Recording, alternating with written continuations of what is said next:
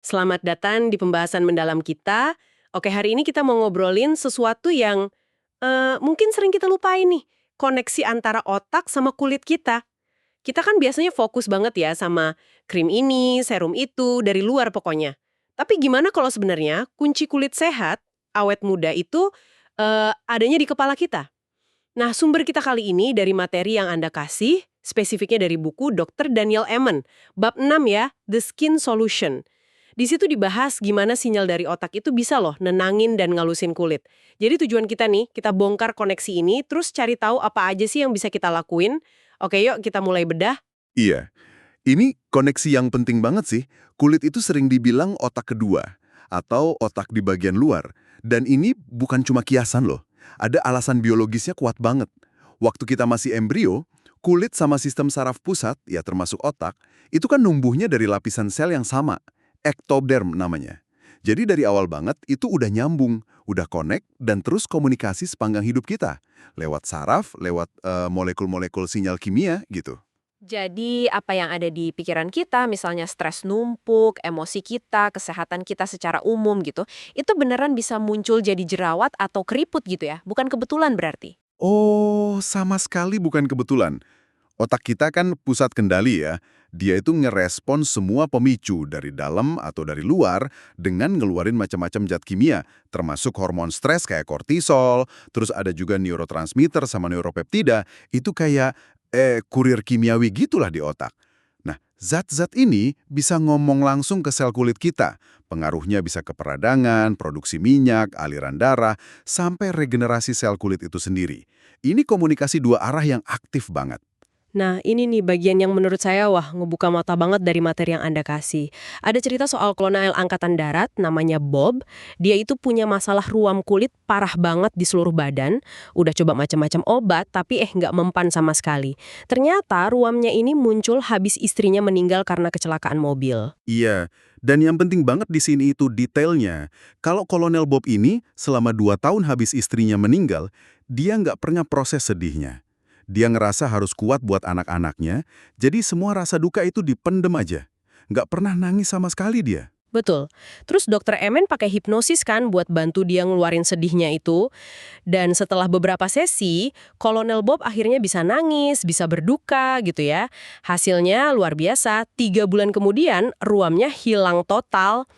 Gila ya, ini contoh kuat banget gimana emosi yang nggak kelar itu bisa meledak lewat kulit. Iya, kalau dari sisi neurobiologi, ini ada penjelasannya. Jadi pas seseorang ngalamin stres emosional yang eh, ekstrim dan lama, kayak duka yang ditahan Kolonel Bob itu, otaknya nganggap ini kondisi bahaya atau serangan terus-menerus. Akibatnya otak ngebanjirin sistem pakai sinyal waspada, termasuk ngeluarin kortisol sama neuropeptida lain yang micu radang di seluruh tubuh.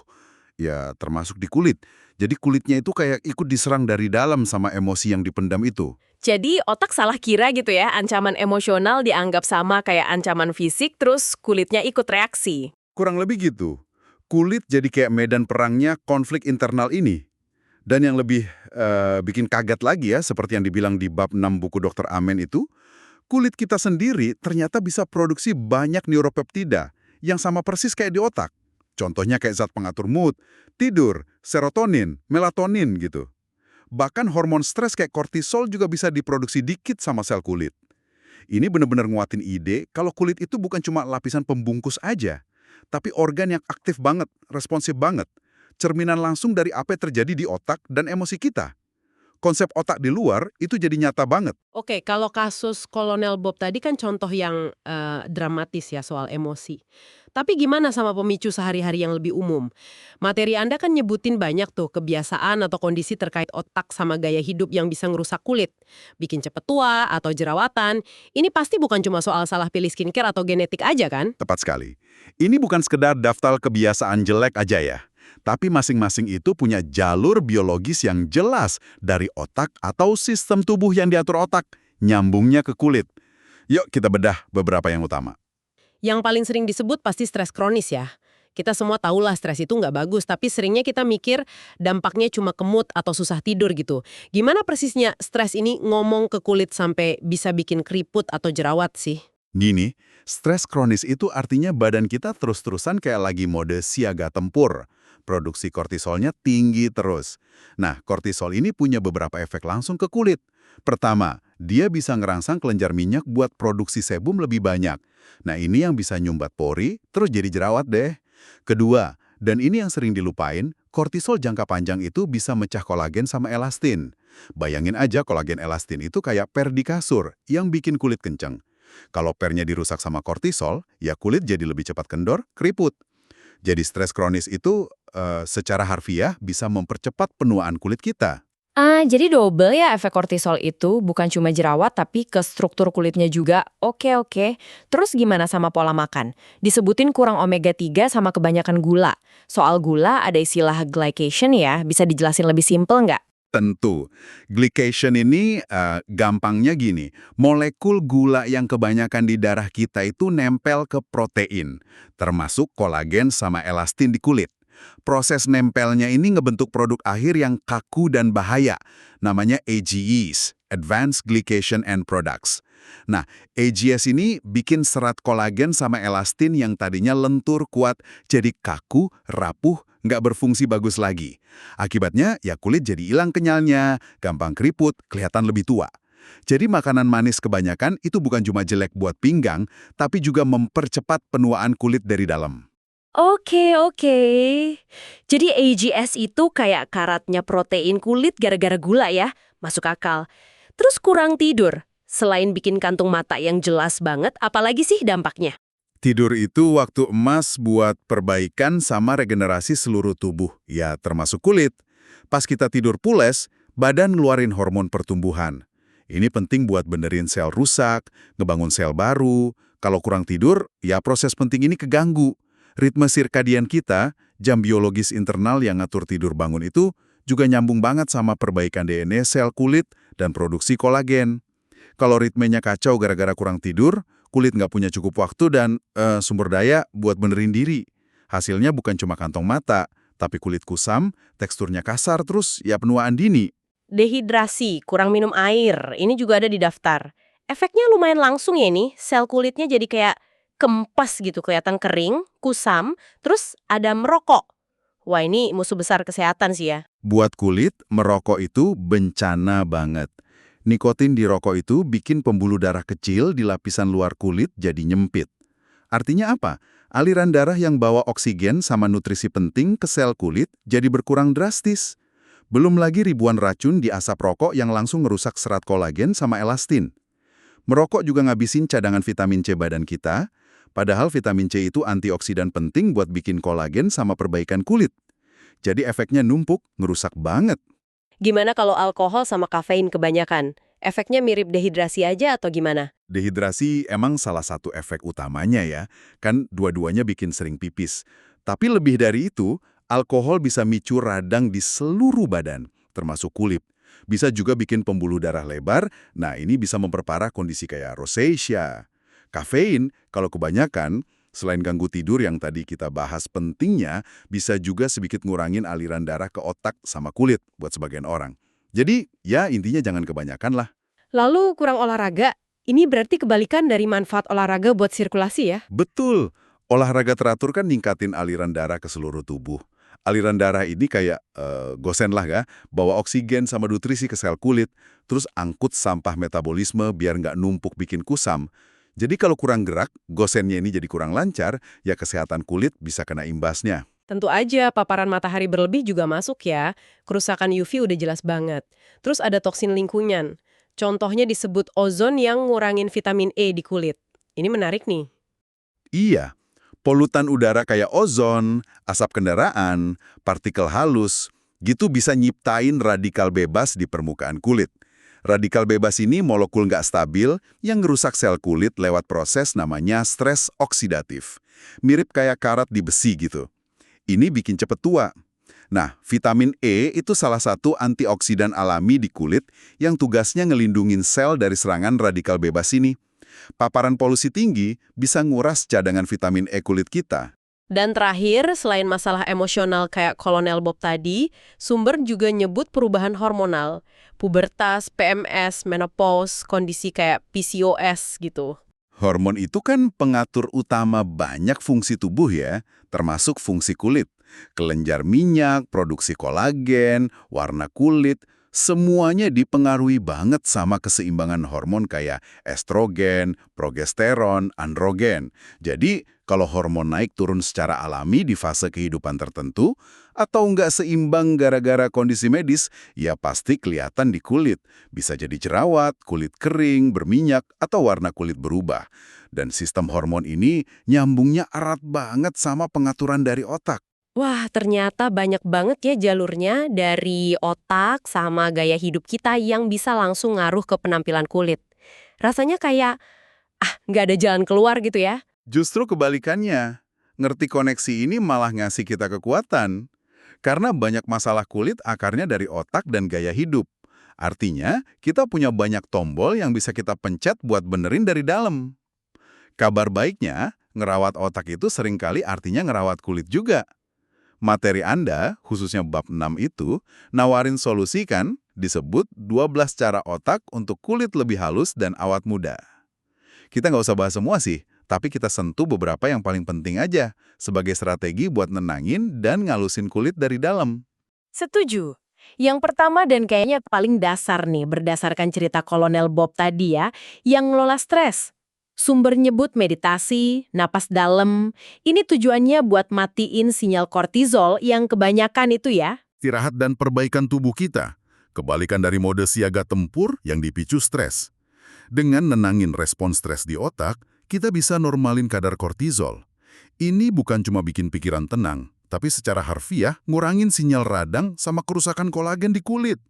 Ini intervensi di level sistemik yang efeknya bisa kelihatan di kulit.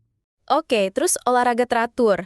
Tadi kita bahas kurang olahraga itu jelek, jadi ini logis ya, manfaatnya berarti ningkatin aliran darah yang bawa nutrisi ke kulit. Betul, tapi lebih dari itu juga.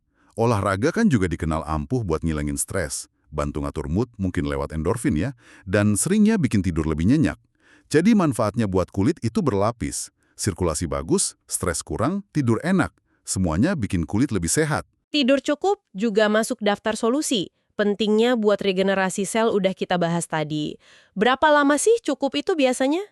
Kebanyakan ahli sih nyaranin 7-9 jam tidur berkualitas ya tiap malam buat orang dewasa. Pas tidur itulah proses perbaikan sel paling intensif terjadi, termasuk ngeluarin hormon pertumbuhan yang penting buat pembaruan sel kulit. Kalau ngorbanin tidur terus-terusan, ya sama aja kayak nyabotase proses permajaan alami kulit kita sendiri. Hidrasi, minum air cukup.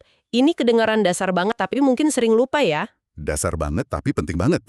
Sel kulit kita, ya kayak sel lain, butuh air biar kerjanya optimal. Dehidrasi ringan aja bisa bikin kulit kelihatan kusam, kering, terus garis halus lebih kelihatan karena selnya agak kempes. Pastiin minum air cukup itu bantu jaga volume sel, elastisitas, sama kelancaran metabolisme di kulit. Lalu ada pola makan sehat otak. Ditekankan makanan kaya antioksidan sama omega 3. Gimana ini spesifiknya bantu kulit dari sisi otak? Antioksidan dari buah beri, sayur warna-warni, teh hijau, itu bantu netralin radikal bebas, yang tadi kita bahas, yang bisa ngerusak sel otak maupun sel kulit. Omega 3, terutama dari ikan berlemak kayak salmon atau suplemen minyak ikan, penting banget buat bangun membran sel yang sehat di seluruh tubuh, termasuk di otak sama kulit. Omega 3 juga punya sifat antiinflamasi yang kuat, bisa bantu nenangin radang sistemik yang mungkin nyebabin masalah kulit kayak jerawat atau eksim. Jadi, apa yang bagus buat otak, seringnya bagus juga buat kulit. Tentu saja, ngelindungin kulit dari matahari pakai tabir surya itu wajib ya. Dan yang menarik, balik lagi ke solusi buat ngatasin masalah emosional, cari bantuan kalau perlu. Ini negasin pentingnya kesehatan mental buat kulit ya. Banget! Kalau ada beban emosi berat, stres kronis yang susah diatasi sendiri, atau trauma masa lalu yang belum kelar, cari bantuan profesional lewat terapi, konseling, atau cara lain. Itu bisa jadi langkah penting. Bukan cuma buat kesehatan mental, tapi juga bisa ngaruh positif ke kondisi fisik, ya, termasuk kulit. Ingat Kolonel Bob tadi, penyembuhan emosinya itu kunci penyembuhan kulitnya. Hindarin merokok, batasin alkohol sama kafein juga solusi logis ya dari penyebab yang udah kita bahas. Ada satu poin lagi nih yang menarik, lindungi otak dari cedera. Gimana cedera fisik di otak bisa ngaruh ke kulit? Otak itu kan organ yang kompleks banget dan rapuh ya. Cedera kepala, Bahkan gegar otak ringan aja bisa nyebabin radang di otak dan ganggu fungsinya bisa jangka pendek, bisa jangka panjang. Gangguan ini bisa merembet ke banyak hal. Pengaturan hormon jadi kacau, respon stres jadi lebih sensitif, bahkan kemampuan ngambil keputusan sehat, kayak milih makanan bergizi atau nggak merokok, bisa keganggu. Jaga kesehatan otak secara fisik, misalnya pakai helm pas naik motor atau sepeda, itu bagian dari fondasi kesehatan menyeluruh yang akhirnya dukung kesehatan kulit juga. Sumber Anda juga nyebut beberapa suplemen yang bisa dukung koneksi otak kulit ini. Bisa disebutin beberapa sama potensi kerjanya secara singkat? Ya, beberapa yang di-highlight karena punya potensi manfaat ganda buat otak sama kulit itu antara lain vitamin D. Ini penting buat imun, mood, memori, juga kesehatan kulit. Minyak ikan, omega 3, tadi udah dibahas ya soal antiinflamasi sama membran sel. Alpha lipoic acid, ALA, ini antioksidan unik, bisa kerja di lingkungan air maupun lemak di sel, ngelindungin dari stres oksidatif di otak sama kulit. DMAE, ini zat yang terkait sama neurotransmitter asetilkolin, penting buat fungsi otot sama memori. Ada beberapa studi awal kaitin ini sama kekencangan kulit, tapi buktinya masih perlu dikuatin lagi sih. Fenilalanina, ini asam amino yang disebut buat vitiligo, mungkin karena perannya jadi bahan baku melanin, pigmen kulit sama neurotransmitter tertentu. Terus grapsid ekstrak, kayak antioksidan proantosianidin, bagus buat sirkulasi darah sama ngelindungin kolagen. Tapi ini penting banget ya, selalu konsultasi dulu sama dokter atau ahli kesehatan sebelum minum suplemen apapun. Kebutuhan orang kan beda-beda, terus ada potensi interaksi obat juga. Oke, jadi benang merahnya jelas banget ya.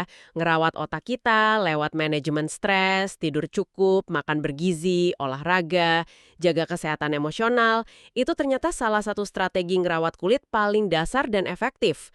Apa yang kita pikirin dan rasain, terus gimana kita ngerawat kesehatan dalam kita, itu benar-benar bisa tercetak di muka kita ya. Tepat sekali. Ini bukan berarti produk skincare topikal itu nggak guna ya. Tentu aja penting buat ngelindungin sama ngerawat lapisan luar kulit.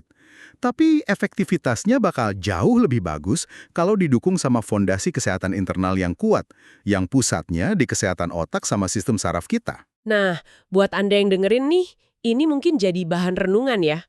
Ada nggak sih satu aja kebiasaan terkait otak atau gaya hidup yang bisa Anda perbaiki atau mulai lakuin minggu ini?